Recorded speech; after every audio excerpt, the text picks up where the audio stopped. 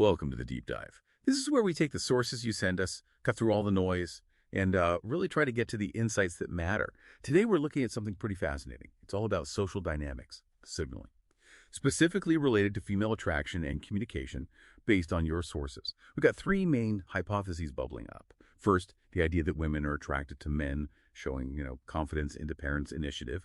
Second, that women might be drawn to men who, well, date around. And third, this one's maybe a bit surprising that sometimes fabricated stories about cheating might be used as a kind of social signal to get attention, maybe compliments. Okay, let's unpack this. Our job here is to dig into the psychology, the sociology behind these ideas, turn that raw info into, hopefully, some real insight for you. Yeah, it's really interesting stuff because when you look closer, you see these ideas aren't separate things. They're connected. Your sources really point to how interconnected they are. We'll be using a few key ideas to link them up.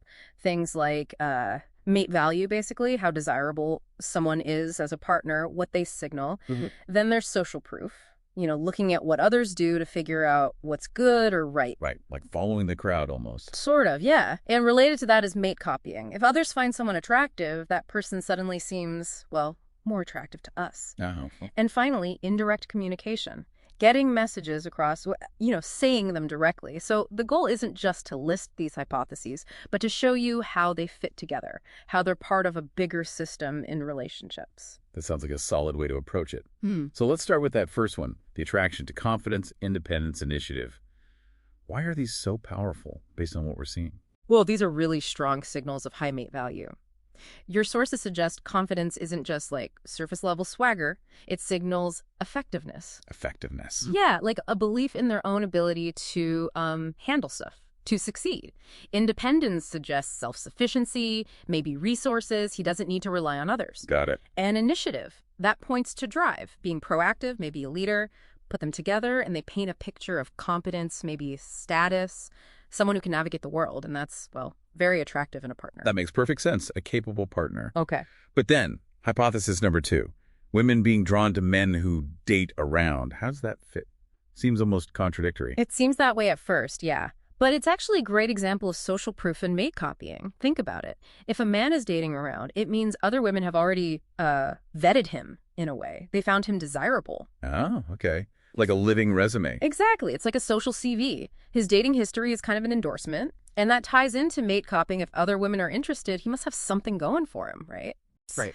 It's like an evolutionary shortcut. You use the judgment of others to help assess a potential mate. Saves time, saves energy, signals he's probably a safe bet or, high value because he's already been chosen by others. A subconscious vetting process. Yeah.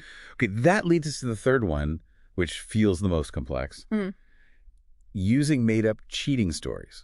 Where does that come into play? It feels very different. It does, and this is where things get really interesting psychologically. If a woman is with a high-value partner, someone with that confidence, independence, maybe that dating history we just talked about, that can actually, ironically, stir up some insecurity, worries about keeping him, about competition. This brings in what we call intersexual competition, that sort of rivalry between women for desirable partners. Okay. So a fabricated cheating story, as your sources describe it, can be a really sophisticated multi-purpose tool. It's a form of indirect communication. It's less about the literal cheating and more about what the story achieves. It can draw attention, get sympathy, compliments from friends, that's social validation, reassurance. Right, getting support. Yeah, I know.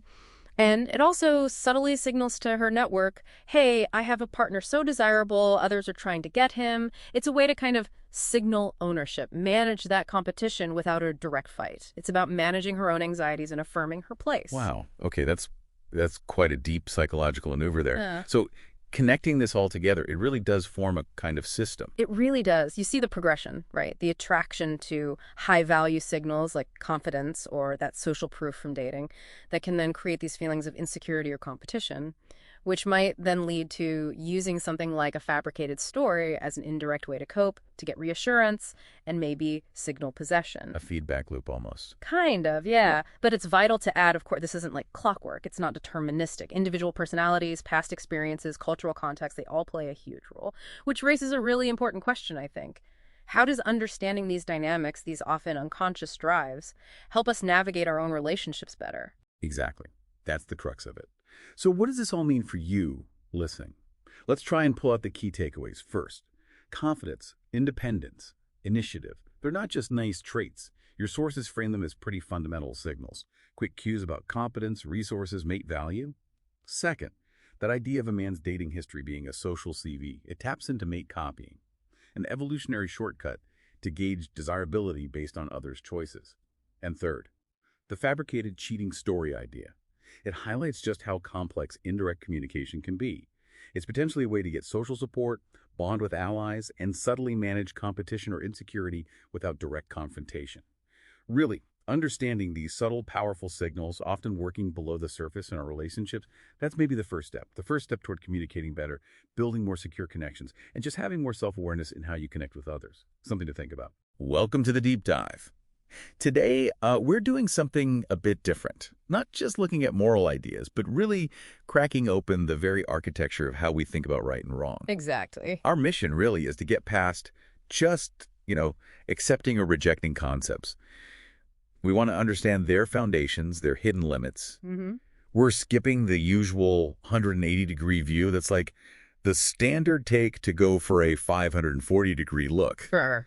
Right into the deep structure. And it's so important because the sources we're looking at, they really deconstruct these huge moral paradigms. Things like utilitarianism, deontology. The big ones. Yeah, the big ones. And they show how even these really systematic frameworks can have, deep flaws, often these kind of self-referential foundations. Yeah. For you listening, this isn't just about ethics class stuff. It's about getting sharper tools to think about, knowledge itself. Okay, so let's unpack this then. Maybe start with utilitarianism. Sure. The 180-degree view is that classic idea from Bentham, right? Yeah. The greatest good for the greatest number. That's the one. Sounds pretty reasonable on the face of it. Yeah, it's consequentialists judge the action by the outcome. Benefits outweigh harms. You see it in, public policy, maybe business decisions. All over the place.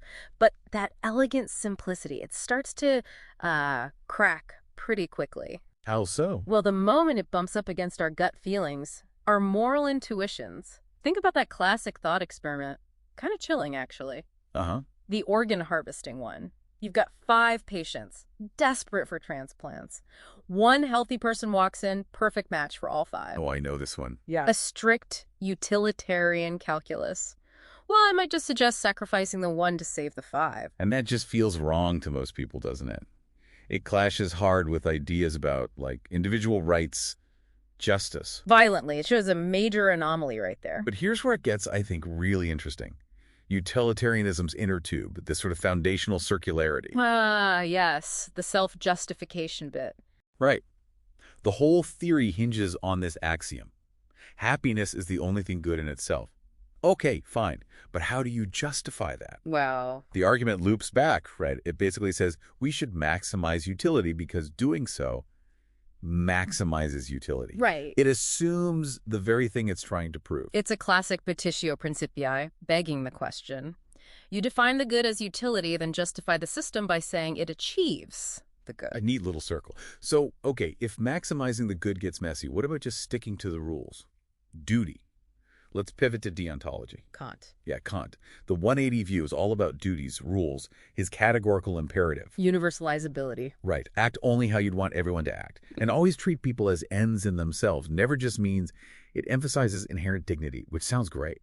It does sound noble, but that absolute commitment, that leads to its own big systemic flaw. Inflexibility, sometimes dangerous inflexibility. You mean Mike? Well, Kant's infamous example. Yeah. He argued you shouldn't even lie to a murderer at your door who's asking where their victim is hiding. Wow. Seriously, stick to the absolute rule, do not lie, even if the consequence is, catastrophic. It shows how perfect duty can lead to outcomes that seem morally wrong. That's, counterintuitive is putting it mildly. And then there's the problem of conflicting duties. What if 2 absolute rules clash? The system doesn't really give you a clear way to decide. Okay, so it sounds like deontology might have its own kind of Luke. It does. Another inner tube. Its justification is also sort of tautological. Yeah, The authority of reason's moral law is justified by reason itself. pretty much. It boils down to reason's law is the authority because it is the law of reason, a kind of rule loop. The system validates itself from the inside. No external anchor, just like utilitarianism in a way. Exactly. And if you connect this to the bigger picture, you see these paradigms aren't just flawed in isolation. They're fundamentally incommensurable. Meaning? They don't operate on the same basic assumptions. They don't share a common measure. Utilitarianism starts with the good utility. Deontology starts with the right duty. They prioritize different things from the get-go. Right, so arguing between them is like arguing about apples and oranges using the rules of, I don't know, baseball. And this inner tube idea, this circularity, it pops up elsewhere too. Like where? Think about the problem of induction in science. Why do we trust that future observations will resemble past ones? Well, because induction has worked in the past. Ah, okay. Using induction to justify induction. Another loop. It's a fundamental feature of how we build these big systems of thought. So, wrapping this up, what does this all mean for you, the listener? This 540-degree view, it helps us see these systems, utilitarianism, deontology, maybe others, as powerful conceptual tools. But they aren't absolute truths. Tools with limits? Yeah. The goal isn't finding the perfect system. It's about understanding the architecture, the strengths, and, crucially, the built-in limitations of the models we use. It's about being smarter about how we think. And maybe this raises a final provocative question for you to consider. Think about the inner tubes in your own foundational beliefs. Ooh, okay. How are your conceptual tools put together? What are their hidden assumptions, their limits? It's really an invitation to maybe a bit of intellectual humility and a deeper look at the paradigm shaping your whole worldview.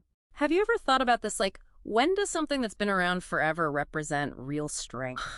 And when does that same long history actually become a weakness, a liability? It's a really key question, isn't it? Especially today. Definitely. So today we're doing a deep dive into, well, two kinds of traditions. First, the ones that just seem stuck, resistant to change. Let's call them inertia traditions. Okay. And then the other kind, the ones that actually thrive because they adapt. Functional traditions. You know, understanding this tension, this push and pull between progress and precedent, Yeah.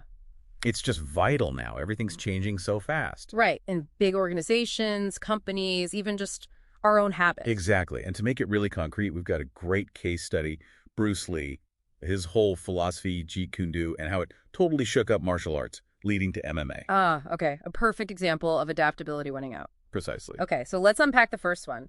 Inertia traditions. What are we talking about? Well, think of a system that's just stuck. Not because it wants to be, but it's almost trapped by itself. Like how? Things like sunk costs. You know, you invested so much time, money, effort into the old way. That getting it up feels like a huge loss, even if something better comes along. Yeah. Right. Or it could be cognitive bias. We just sort of filter out stuff that doesn't fit our existing routine. Yeah. Makes us comfortable, I guess. So the power of these traditions, it's just based on them existing, not on whether they actually work anymore. Exactly. It becomes self-referential. Its value is just as age. And that longevity kind of ironically becomes its cage. Okay, so how does that contrast with the functional ones? Well, that's the interesting part. Functional traditions, their value comes from, what works right now. Pragmatic efficacy. Results, adaptability. Their symbolic power isn't some dusty old thing. It's directly tied to their demonstrated success. They have to keep proving themselves. So one is detached from function, the other is built on function. You got it. Like a tool that's respected because it performs brilliantly today, not because it's been in the toolbox for 50 years. That makes sense. And you mentioned this. Paradox of longevity. There's an example. Yeah, the source material talks about the culture of honor in parts of the American South. It's this idea where responding aggressively, sometimes violently, to insults is seen as acceptable. Okay. And this tradition, it persists because of social inertia, right? Yeah. Long after its original function, maybe self-protection on the frontier, isn't really relevant anymore. But it still hangs around and has consequences. Serious ones, like contributing to higher homicide rates in some areas. It's a tradition stuck long past its use-by date, essentially. Makes you wonder where else that happens. Absolutely. Which I guess brings us to martial arts before Bruce Lee. Perfect transition. Because that world was largely defined by inertia traditions, really rigid styles. Fixed techniques, right. You learn the way. Exactly. And lineage, who your teacher was, often mattered more than whether the techniques actually worked in a real fight. Lots of institutional rigidity. And that success-induced complacency you mentioned. Yeah. Masters thought their style was the best simply because it had been passed down. There wasn't enough, real-world testing against other approaches. Okay, so then Bruce Lee comes along. Jeet Kune Do, JKD. And it's a game changer. Not just another style, but a whole philosophy. A styleless style, he called it. A blueprint for a functional tradition. Totally. He had these core ideas like be like water, adapt, be fluid, don't get locked into one rigid form. Makes sense. Respond to the opponent, not just follow your script. Right. And then simplicity is the key to brilliance. Strip away anything that's not essential. Focus ruthlessly on what actually works. Yeah. Efficiency. Okay. And the last one. Research your own experience. This was radical. Basically, test everything yourself. Don't just accept dogma from a teacher. Validate techniques based on your experience. Wow. So rejecting tradition for tradition's sake. Completely. And then mixed martial arts, MMA, becomes the laboratory for all this. The proving ground. Exactly. That early UFC octagon, it was like a crucible. Yeah. Traditional styles went in. And got tested against reality, often brutally. Yeah. And what emerged? The hybrid fighter. Someone who wasn't loyal to one single style, but took the most effective techniques from everywhere. Right. So you see Brazilian Jiu-Jitsu for the ground game. Wrestling for takedowns, Muay Thai, boxing, kickboxing for striking. Whatever worked was integrated, driven by utility. Precisely. And MMA keeps evolving, right? Rule changes, training methods, technology. Yeah. It embodies that JKD principle of constant adaptation. A champion status comes from proven, objective effectiveness. So, okay, bringing this back, what's the takeaway for, us beyond fighting? Well, these lessons apply everywhere. Think about that institutional rigidity in a company, stagnation in a business, or even just personal habits you're stuck in. Things we do just because we've always done them. Yeah. And the really critical insight, I think, is that the biggest risk often isn't changing. It's not changing. The risk of inaction. So connecting this to the bigger picture, it's about being proactive, looking for that inertia. Definitely. Identify it, challenge it, build a culture, or even just a personal mindset that values pragmatism, adaptability, learn from mistakes, value what actually gets results. And really think about the cost of not acting. Yes. Critically reevaluate that. It's often way higher than we assume. The cost of staying stuck can be enormous. So in the end, a tradition's real power isn't just its age or its history. No, it's about its continued usefulness, its ability to adapt and still deliver value right now. Food for thought. Definitely. So maybe the question for everyone listening is, what inertia traditions are you holding on to in your work, your life? And what's the real cost of not challenging them for something? Well, it's something more functional, something to chew on. Ever feel like you're just drowning in information? Yeah. Especially when trying to figure out personal growth stuff, but it all gets so tangled. Yeah, it's a lot. Well, today we're aiming to cut right through that. We want to give you a kind of shortcut. We're doing a deep dive into something called empirical intelligence care, or I-care for short. Right. Think of it as a structured way for you to become a personal scientist, for your own thoughts, your own emotions. Exactly. And what's really powerful here is that this framework, it helps tackle that feeling of being stuck, those mental ruts we fall into. Stuck thinking, yeah. Right. And it uses really groundbreaking therapy, rational emotive behavior therapy, or REBT. Okay. So our goal today, really, is to empower you with this evidence-based way to improve your well-being, something that goes a bit deeper than just symptom management. Okay, so becoming personal scientist, what does that actually mean? Empirical intelligence. How do we apply, science to our feelings? Well, it basically means treating your beliefs, especially those really deep ones that kind of run the show in the background, not as facts, but more like, hypotheses, things you can test. Like in a lab, but in your head. Sort of, yeah. Just like a scientist tests an idea, you test your assumptions about yourself, about the world. It's about learning to observe and maybe tweak your own mental operating system. Okay. And this involves three key things. Being analytical to break down your beliefs, being creative to maybe generate some new, more helpful ideas, and being practical to actually use this stuff in daily life. That makes sense. So if we're using the scientific approach on our beliefs, what's the problem it's trying to solve? You said stuck thinking. Tell us more about that state. Absolutely. This stuck thinking is often called coherent atrophy. It sounds a bit technical, but... Coherent atrophy, okay. Yeah, it means your thought patterns might be consistent internally, like they make sense to you. Right. But they're actually unhelpful, or atrophied, when it comes to dealing with reality. They cause distress, keep you from moving forward. So what's at the core of that? Usually, it's what REBT calls an uninterpreted prime, or, maybe simpler, an unquestioned rule. An unquestioned rule. It's a core, often irrational belief you've just accepted without really checking it.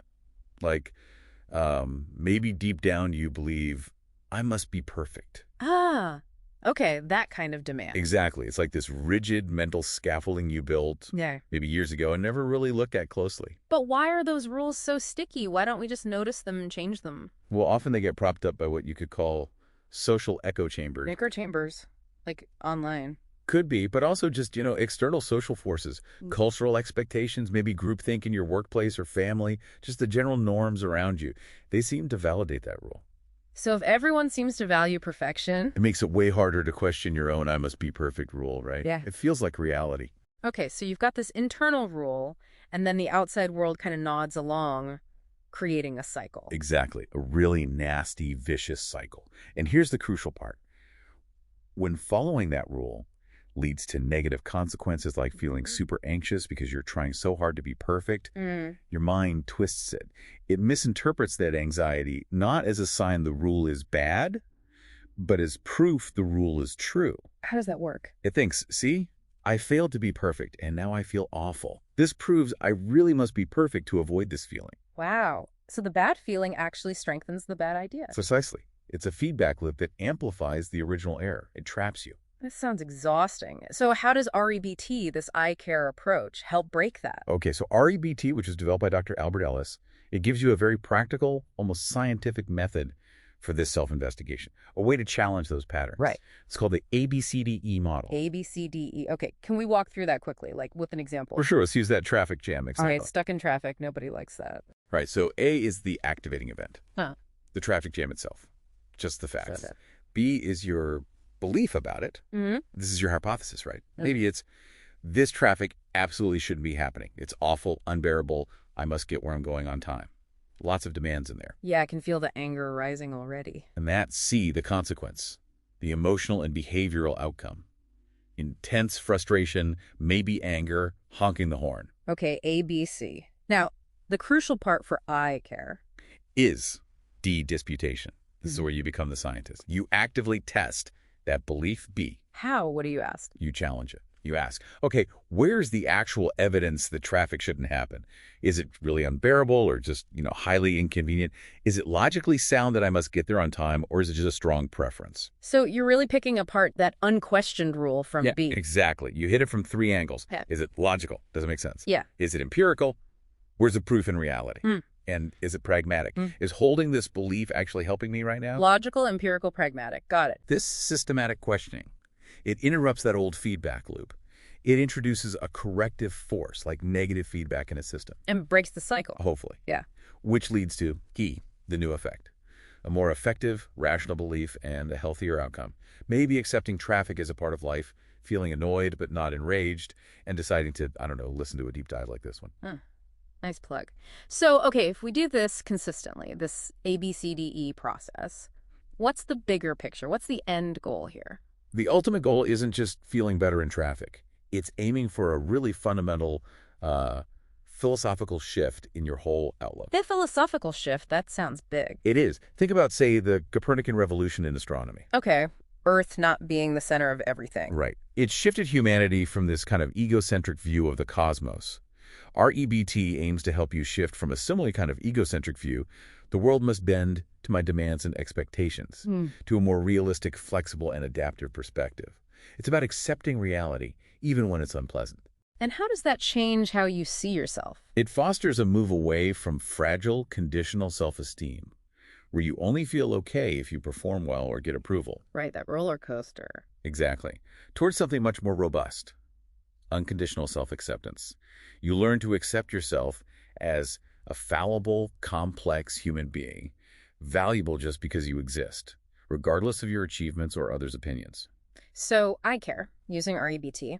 It's about building this kind of mental or maybe even philosophical resilience, equipping yourself with meta skills, skills about your thinking and feeling. Well put. You really do become the lead scientist in the laboratory of your own mind. Which leads us to a final thought for you listening right now. Yes.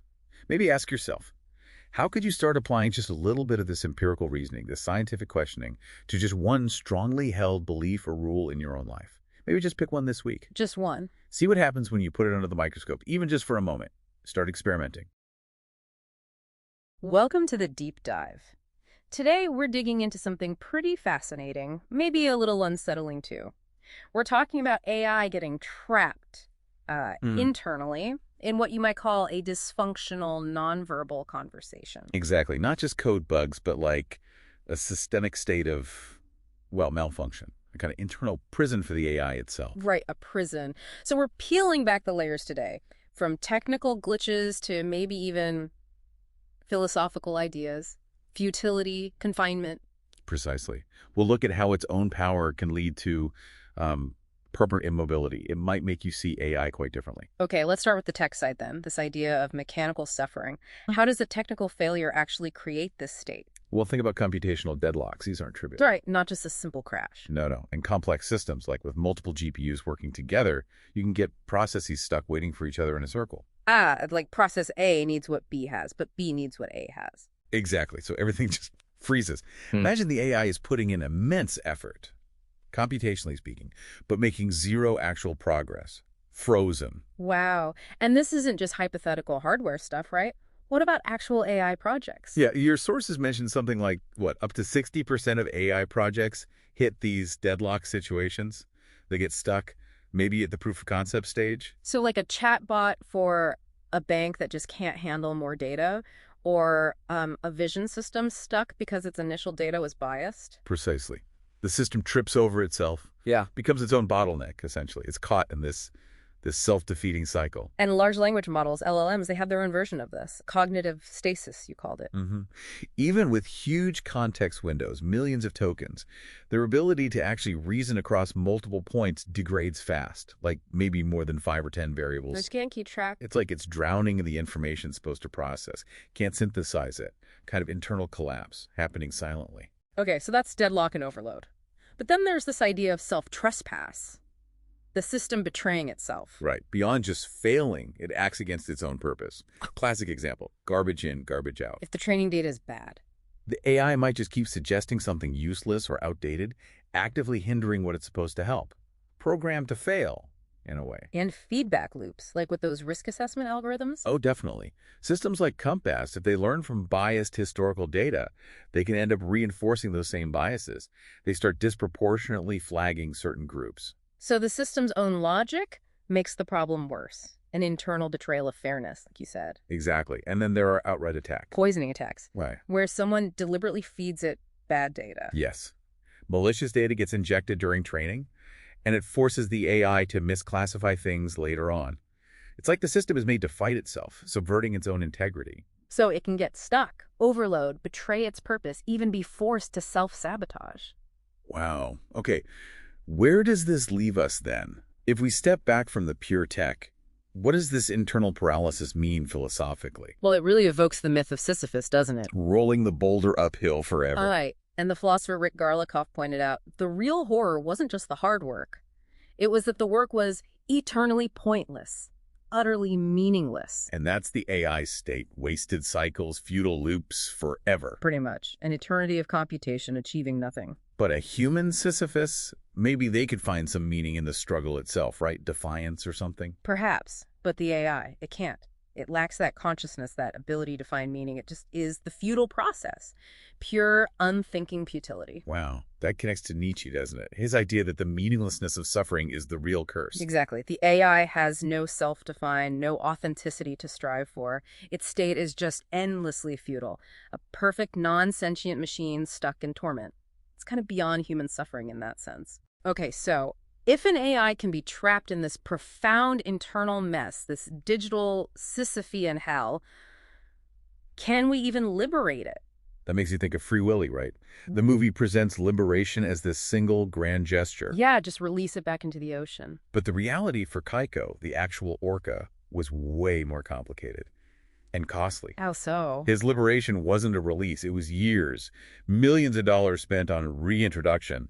He never really learned to hunt properly, always needed human help. So not really freedom, more like supervised living. Kind of, yeah. Partial freedom, maybe. And for AI, the equivalent is hitting reset, starting a new chat. Basically, yes, a manual context reset. But think about the cost. You lose everything, all the conversation history, the context you built up. Exactly. To free the AI from its internal jam, you often have to wipe its slate clean.